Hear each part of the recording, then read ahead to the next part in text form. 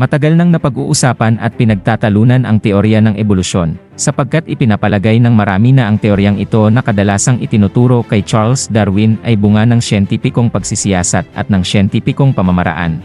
Para sa iba, sapat na ito para tanggapin nila ang teorya ng ebolusyon bilang katotohanan. Gayunpaman, lagi bang tama ang siyensya? At maaari bang maniwala kapwa sa Diyos at sa teorya ng ebolusyon?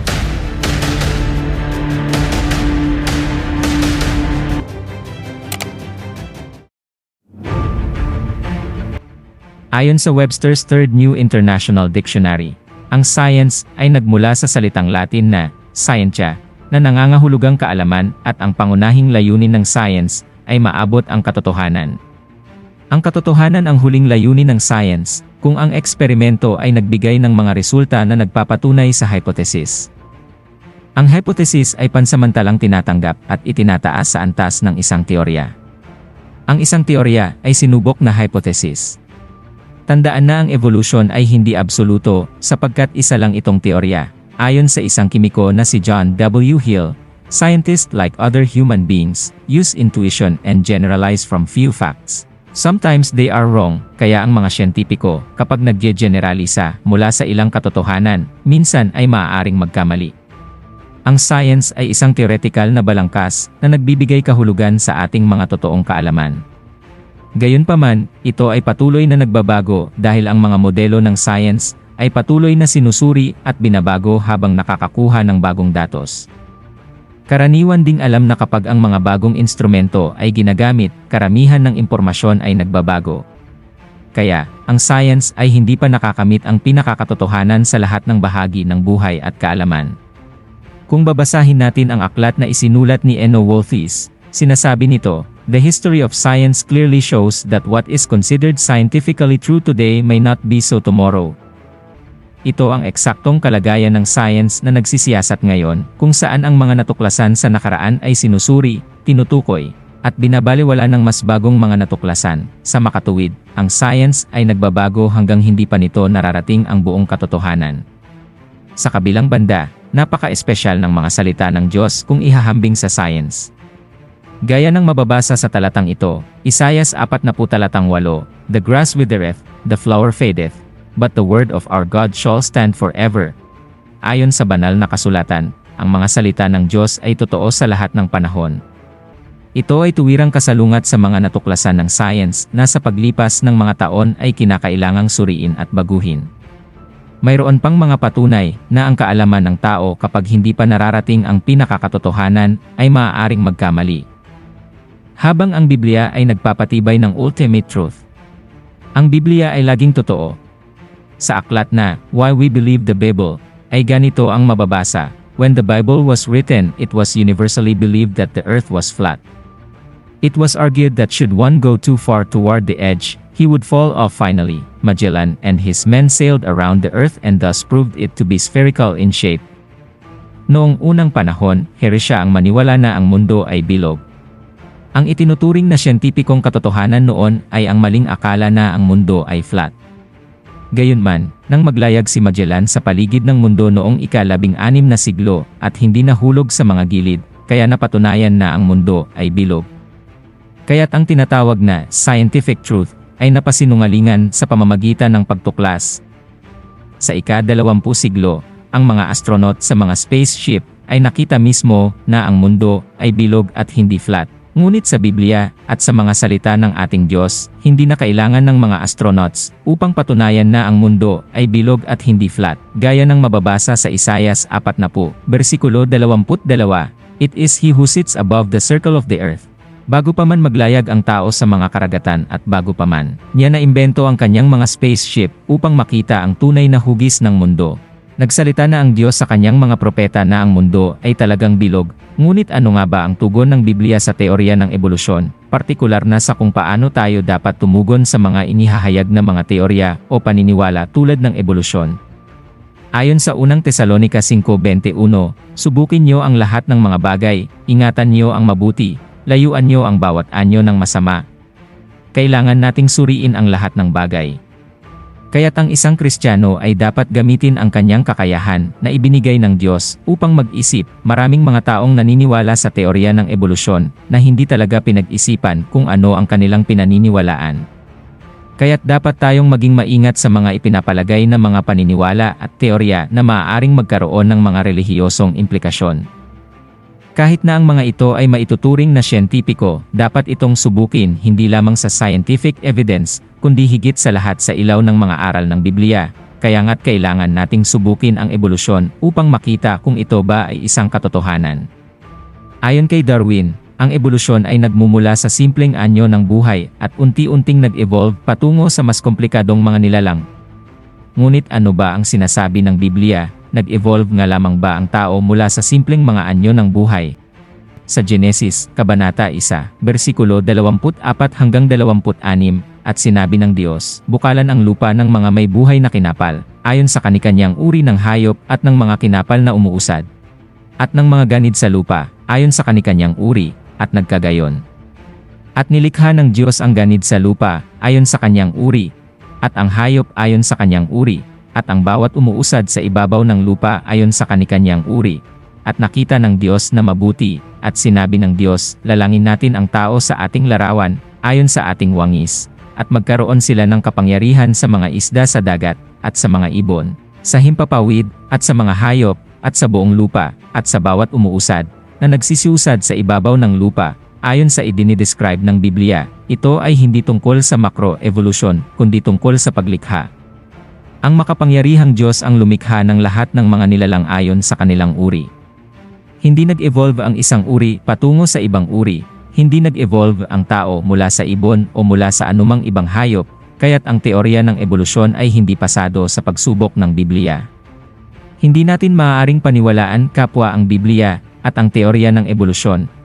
Mayroon pang mga nagsasabi na ang teoryang ito sa katunayan ay hindi teorya kundi katotohanan. Subalit ano nga ba ang ebidensya? Ano ang sabi ng ebidensya tungkol sa teoryang ito? Ayon kay Darwin mismo, may paraan kung paano maaaring subukin ang kanyang teorya kung ito ay totoo o hindi. Si Darwin ay alam din ang lubusang kawalan ng mga fossil ng intermediate form na kanyang inihayag. Sa katunayan, inaasahan pa niya na ito ay magiging malaking hadlang para sa kanyang teorya.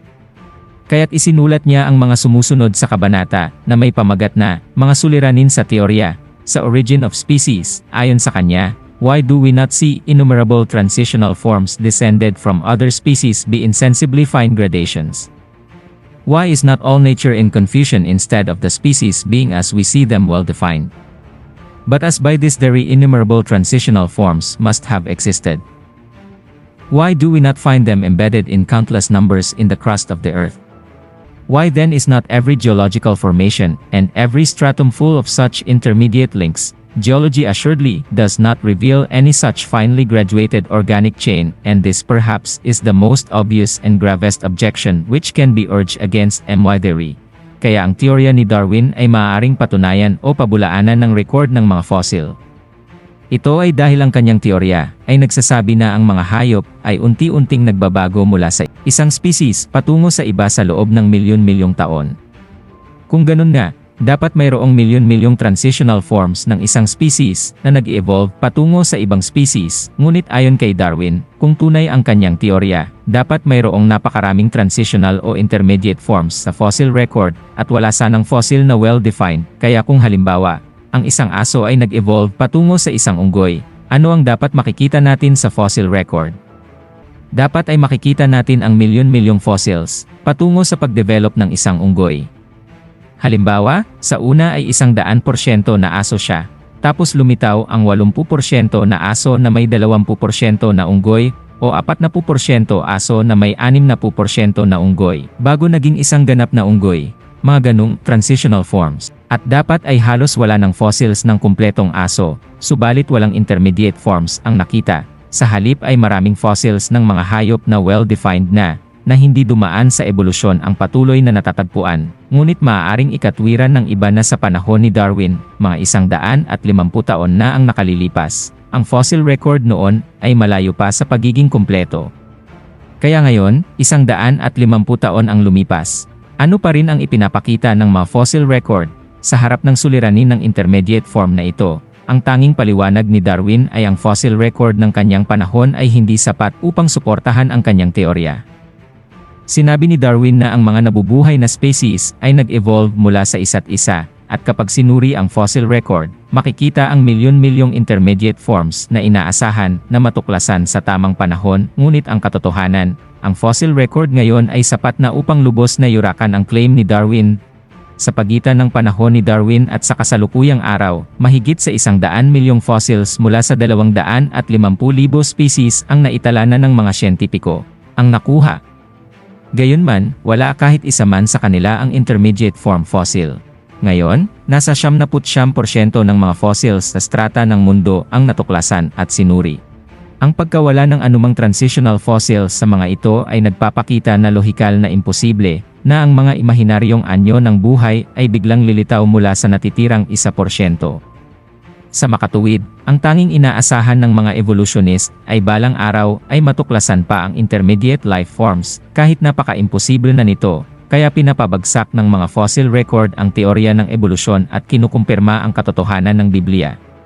Batay sa ebidensya, ang biblical truth sa paglikha ng buhay ay mas mabigat kaysa sa teorya ng ebolusyon, na nangangahulugang ang ebolusyon ay hindi isang katotohanan kundi guni-guni lamang.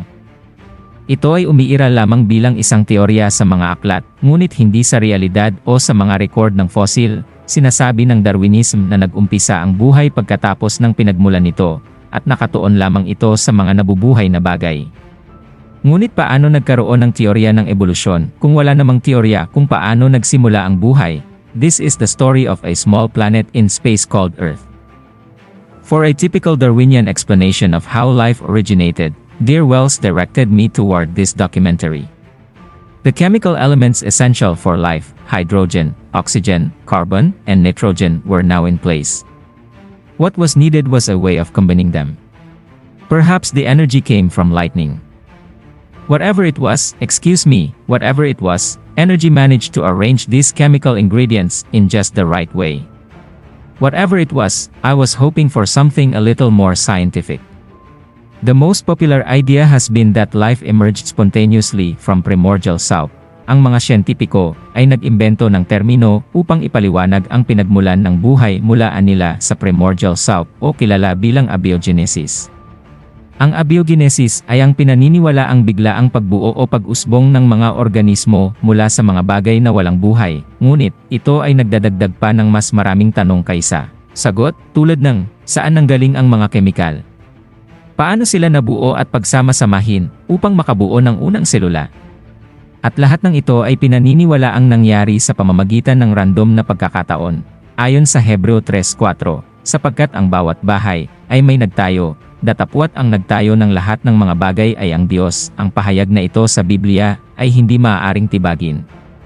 Kapag nakikita natin ang isang bahay, alam natin na ito ay itinayo ng isang tao. Hindi makatuwiran na paniwalaan na ang bahay ay maitatayo sa kanyang sarili. Ang mga random na proseso ay hindi makakapagtayo nito. Ang bahay ay naitayo gamit ang talino ng nagtayo. Kung kinakailangan ng talino upang itayo ang isang bahay, gaano karaming talino kaya ang kinakailangan upang makabuo ng unang buhay na selula?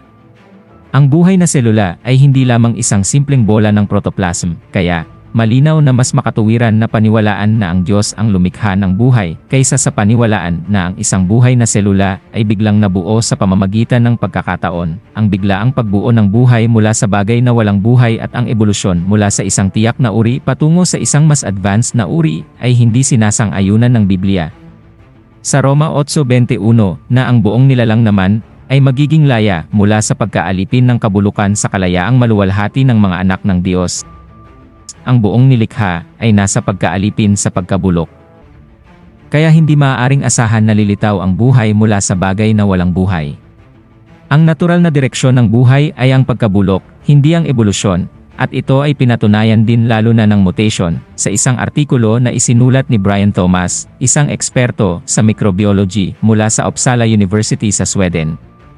Sinabi niya sa teorya, bawat mutasyon ay maaaring magkaroon ng negatibo, neutral, o positibong epekto sa bilis ng paglaki. Ang kanilang natuklasan ay na lahat ng mga mutasyon ay may negatibong epekto, at bagaman ilan ay mapanganib, karamihan ay may negatibong epekto. Maaari ba ang napakaliit na negatibong epekto ay madama kahit na tinatawag ito ng natural selection? At paano maaaring maganap ang pagtransmutate ng isda patungo sa unggoy sa pamamagitan ng pagkawala ng fitness sa bawat henerasyon? Hindi ito posible ayon kay biophysicist Lee Spetner. Bagaman naniniwala sa ebolusyon, kinikritiko ni Spetner ang ideya na ang mga mutasyon ay nag-aambag ng anumang positibo. Hindi maaaring itayo ang impormasyong ito ng mga mutasyon na nawala ito, tulad ng isang negosyo, na hindi maaaring kumita ng pera sa pamamagitan ng pagkawala nito ng kaunti sa oras. Ang mga mutation ayon sa mga pag-aaral ay nagdudulot ng pagkawala ng impormasyon, hindi ng pagdagdag ng impormasyon. Kaya paano magaganap ang ebolusyon kapag walang pagtaas ng genetic information? Ang mga mutation ay hindi nagbubunga ng ebolusyon, kundi sa pagkabulok, na dapat nating asahan, dahil nabubuhay tayo sa isang mundo na nasa pagkaalipin sa pagkabulok. Sa isang mundo na gaya nito, maasahan natin ang pagkabulok ng genome, at hindi ang ebolusyon sa pamamagitan ng mga nag-accumulate na mutation. Sa ganitong mga kadahilanan at mga katotohanan, batay sa Biblia na ipinakita dito ngayon, malinaw na walang katotohanan ang teorya ng ebolusyon. Ang pinakamahalagang aral na dapat matutunan ng lahat ng tao, ay ang katotohanang ang Diyos na makapangyarihan sa lahat ang lumalang ng lahat ng bagay.